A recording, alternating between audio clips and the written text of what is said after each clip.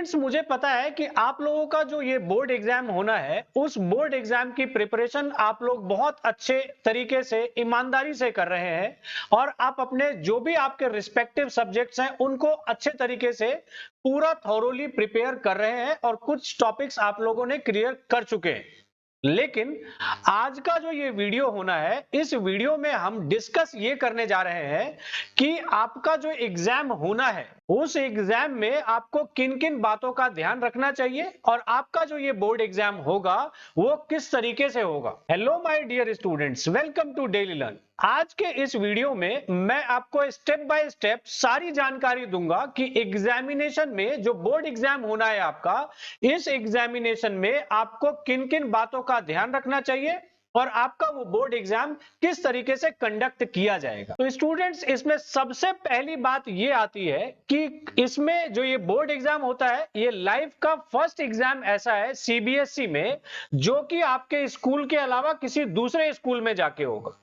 तो इसके वजह से बहुत सारे स्टूडेंट्स बहुत ज्यादा पैनिक करते हैं, बहुत ज्यादा घबराते हैं, क्योंकि दूसरे स्कूल में जाके एग्जाम होना है, स्ट्रिक्टनेस ज्यादा होती है और अननोन टीचर्स होते हैं, इसीलिए टेंशन ज्यादा होती है स्टूडेंट्स को। आज का जो ये वीडियो है, इस वीडियो में मैं आपको जो बातें बताऊंगा, अगर इन बातों को आप ध्यान रखेंगे तो आपको एग्जाम में कोई भी दिक्कत नहीं होने वाली। स्टूडेंट्स, इसमें सबसे पहली बात ये कि आपका जो सेंटर है, जो एग्जामिनेशन सेंटर है, वो आपके स्कूल के अलावा कहीं और सेंटर पड़ेगा।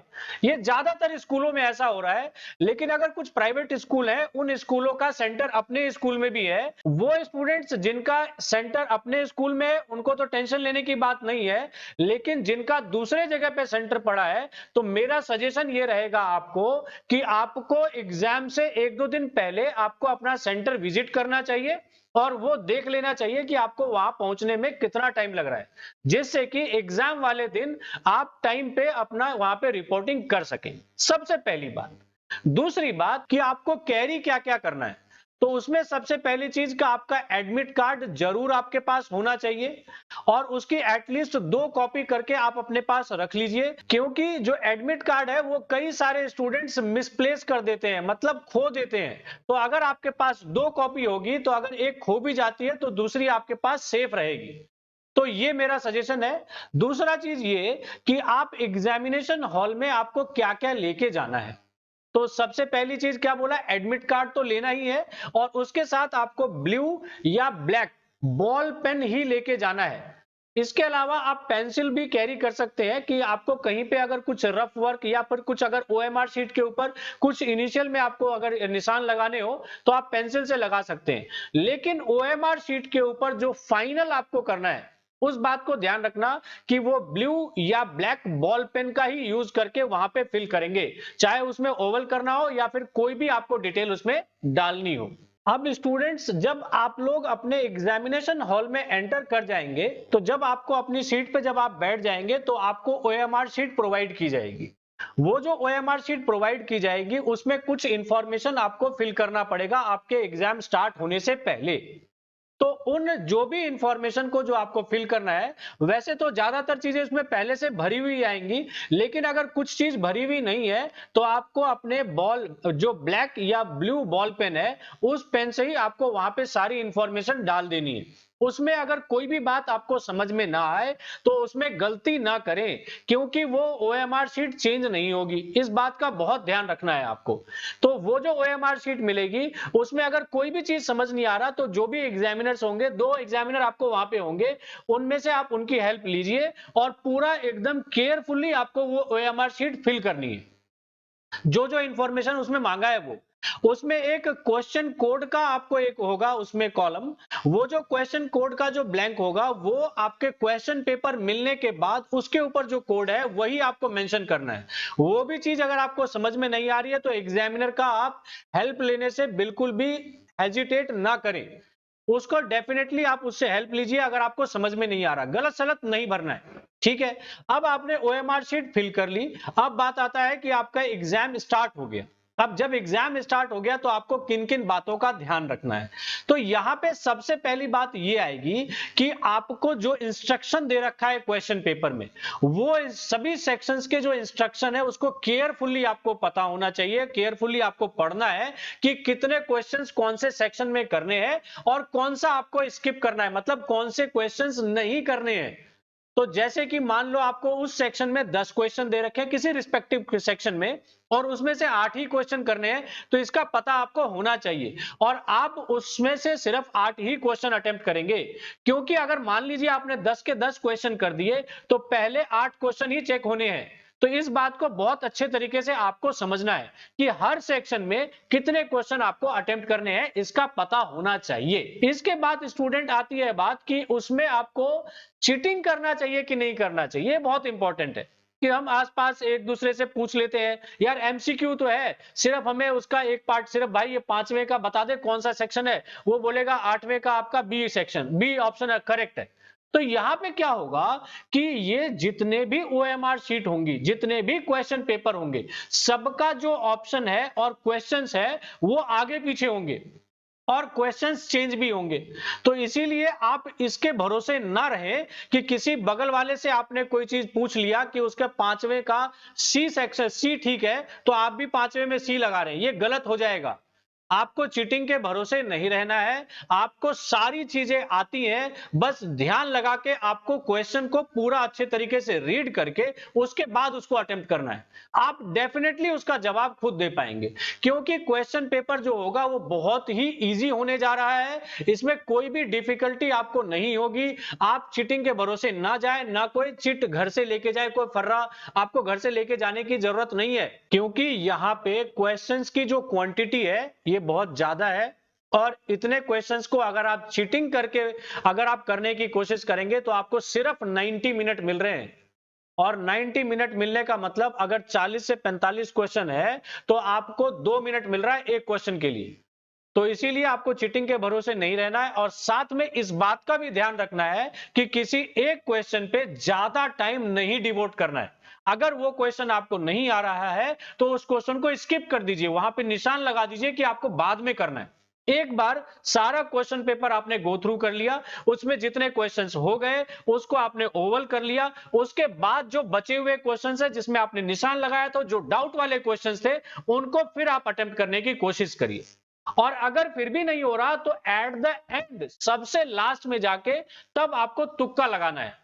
तुक्का स्टार्टिंग में नहीं लगाना, ऐसा नहीं करना अक्कड़ बक्कड़ बंबई वो 80-90 पूरे 100 और इस तरीके से करके आपने कंप्लीट कर लिया और सारे ऑप्शन लगा के आपने, या फिर कोई पैटर्न खोजा उस पैटर्न के हिसाब से आपने उसमें फिल करने की कोशिश करी। कई सारे लोगों को यह कंफ्यूजन होता है कि ज्यादातर बी या सी ऑप्शन करेक्ट होते हैं। तो यह भी बात मैं आपको बताऊं कि बी और सी पे भरोसे में मत रहना, क्योंकि क्वेश्चन पेपर में अगर आपके पास 40 क्वेश्चंस हैं तो चारों ही सेक्शन के 10-10 ऑप्शंस होंगे डेफिनेटली। इसीलिए आपको यह करने की जरूरत नहीं है। अब कोई पर्टिकुलर क्वेश्चन अगर आपने पढ़ा और उसमें आपको जो गलत आंसर होगा, जिसका आंसर सबसे पहले सब लोगों का निकलता है, वो पहला ही ऑप्शन होगा, तो आप तुरंत वो गलत आंसर निकाल के उस पर टिक लगा देंगे और वो ओएमआर शीट में उसको फिल कर देंगे, ये गलत हो जाएगा। इसीलिए आपको चारों जो ऑप्शंस हैं उसको डेफिनेटली एक बार आपको क्रॉस चेक करना है कि अगर आपका पहला आंसर है तो दूसरे तीसरे चौथे ऑप्शंस क्यों नहीं हो सकते। इसको भी थोड़ा आपको 2 या 3 सेकंड या 5 सेकंड लगा के उसको जरूर आपको चेक कर लेना है कि कहीं उसके बाद वाले ऑप्शंस तो ठीक नहीं होंगे। कई बार ऐसा होता है कि पहला और दूसरा दो ऑप्शन करेक्ट होते हैं और थर्ड में या फोर्थ में दिया होता है कि first and second are correct option, तो आप सिर्फ फर्स्ट को करेक्ट करेंगे तो भी गलत हो जाएगा, क्योंकि फर्स्ट और सेकंड दोनों करेक्ट ऑप्शन है। तो इस पॉइंट को भी बहुत अच्छे तरीके से आपको समझना चाहिए। स्टूडेंट्स एक बात और कि हर 5 क्वेश्चन करने के बाद, 5 या 6 क्वेश्चंस करने के बाद आपको पहले अपने ओएमआर शीट में ओवल करना चाहिए उन 6 क्वेश्चंस को अटेम्प्ट करने के बाद। कोई भी ओएमआर शीट को ओवल करने के लिए लास्ट के लिए नहीं छोड़ेगा, क्योंकि लास्ट में आपके पास लिमिटेड टाइम होता है और वो पैनिक का टाइम होता है। उस वक्त के लिए अगर छोड़ेंगे तो कई बार ज्यादातर देखा गया है स्टूडेंट्स जो ओएमआर शीट में ओवल करते हैं वो गलत ओवल हो जाता है, या तो कई बार कई लोगों का छूट जाता है। इसीलिए मैं आपको कहता हूं कि आपको जब ओएमआर शीट पे ओवल करना है तो हर या 5 या 6 क्वेश्चन को अटेम्प्ट करने के बाद पहले ओवल करिए और उसके बाद अगले 5-6 क्वेश्चंस को करिए। लास्ट के लिए आपको इसके लिए इसको नहीं छोड़ना है। एक और स्टूडेंट्स बहुत इंपॉर्टेंट टिप आपको बता रहा हूं, ये मेरा पर्सनल एक्सपीरियंस है, ये मैं आपके साथ शेयर कर रहा हूं कि अगर आप लोगों का कंसंट्रेशन नहीं बन रहा है एग्जाम में, आपने सारे क्वेश्चंस कर लिए, ऐसे क्वेश्चंस हैं जो आपसे मतलब आपने पढ़ाई की थी उसकी, लेकिन आपसे वो अभी नहीं अटेम्प्ट हो पा रहे, तो क्योंकि वो इधर उधर आपका दिमाग जो ध्यान है वो भटक रहा है, तो उसको कंसंट्रेट करने के लिए आपकी जो जीभ है, इस जीभ को ऊपर, जो आपका तालू वाला मुंह में जो ऊपर वाला पार्ट है, वहां पे आपको टच करना है और वहां टच करके थोड़ी देर रखना है। इससे आपका कंसंट्रेशन बन जाएगा और फिर जो आपने वो टॉपिक पढ़े थे जिसके क्वेश्चन आपसे नहीं हो पा रहे हैं, वो डेफिनेटली आप कर पाएंगे। तो ये जो टिप मैंने आपको दी है, इसको जरूर आप एग्जाम में ट्राई करिएगा और इससे अगर आपको बेनिफिट होता है तो आप मेरे को कमेंट करके उसका जरूर जवाब दीजिएगा। और स्टूडेंट्स, अगर आपके पास भी कोई सजेशन है स्टूडेंट्स के लिए एग्जामिनेशन हॉल के रिगार्डिंग, कि एग्जामिनेशन हॉल में किन किन बातों का ध्यान रखना चाहिए स्टूडेंट्स को, तो आप कमेंट करके हम लोगों के साथ जरूर शेयर करिएगा, जिससे ज्यादा से ज्यादा स्टूडेंट्स का उसका बेनिफिट हो सके और ज्यादातर लोग अच्छे से अपने एग्जाम को अटेम्प्ट कर सके। स्टूडेंट्स, अब इस उम्मीद के साथ मैं इस वीडियो को एंड करता हूं कि आप सभी लोग डेफिनेटली अपने जो बोर्ड एग्जाम है इसको अच्छे तरीके से देने वाले हैं और साथ ही अपना जो भी स्कोर करेंगे वो बहुत अच्छा स्कोर करेंगे। स्टूडेंट्स, एक और जानकारी मैं आप लोगों को दे दूं कि हमारा ये डेली लर्न प्लेटफॉर्म है, इस प्लेटफॉर्म पे बहुत तरह के क्लासेस के बहुत सारे जो कोर्सेज हैं वो यहाँ पे लाइव आप लोगों को मिल जाएगा। यहाँ पे मैं आपको रिकमेंड करूंगा कि आपको ये हमारा प्लेटफॉर्म एक बार जरूर चेकआउट करना चाहिए।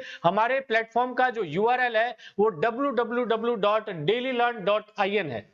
तो यहाँ पे आप जाइए हमारे वेबसाइट पे और यहाँ पे जरूर आप लोग देखिए, इसमें बहुत सारी चीजें आप लोगों को फ्री ऑफ कॉस्ट मिलेंगी। बहुत सारे ऐसे कोर्सेज है जो बहुत मिनिमल चार्जेस पे आप लोगों के लिए प्रोवाइड किए गए हैं, तो यहाँ पे आप लोग जरूर जाके अपने इस चीज का बेनिफिट उठा सकते हैं। तो स्टूडेंट्स, आज के लिए इतना ही, मिलते हैं नेक्स्ट वीडियो में कुछ नई चीजों के साथ। तब तक के लिए thank you very much and take care of yourself and जय हिंद, जय भारत और सभी लोगों को all the best. Bye bye.